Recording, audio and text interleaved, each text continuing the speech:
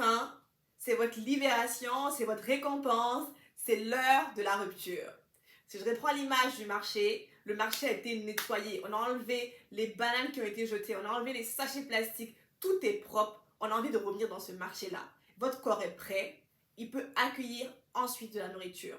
Et attention, imaginez-vous ce marché, vous l'avez nettoyé. Est-ce que vous voulez encore qu'une seconde après l'ouverture du marché, tout propre, qu'on mette encore de la banane, des sacs plastiques à droite, à gauche? Non.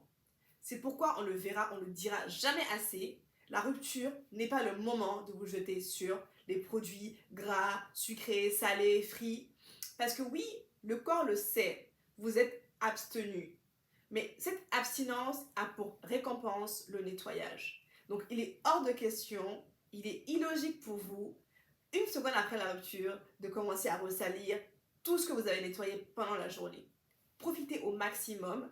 Et donc, on va voir que manger à la rupture pour avoir de l'énergie sans non plus salir ce qu'on vient juste de nettoyer. Nous sommes à la rupture, le corps va recevoir du glucose.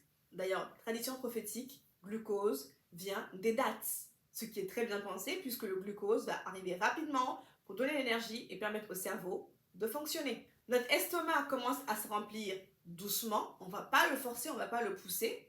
L'exemple que je donne souvent aux gens, c'est imaginez-vous en retour de congé, vous êtes un salarié, retour de congé, votre employeur vous dit « Ok, bienvenue, on t'attendait.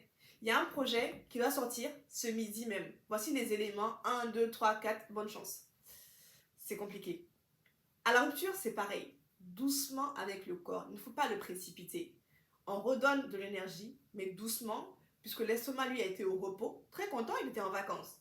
Et vous lui dites « Tiens, débrouille-toi, tu as ça à faire pour midi. » Donc, doucement.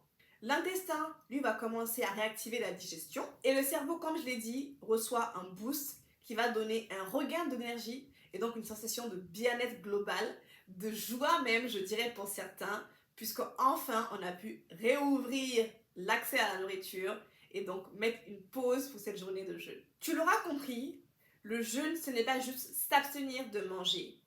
Non, c'est une véritable remise à zéro pour l'ensemble de ton corps.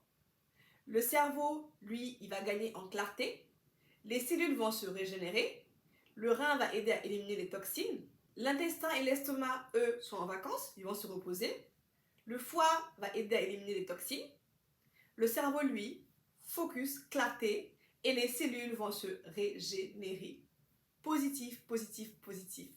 Donc voilà comment marche le corps d'un point de vue santé quand on arrête de manger depuis le repas du sourd jusqu'à la rupture du jeûne.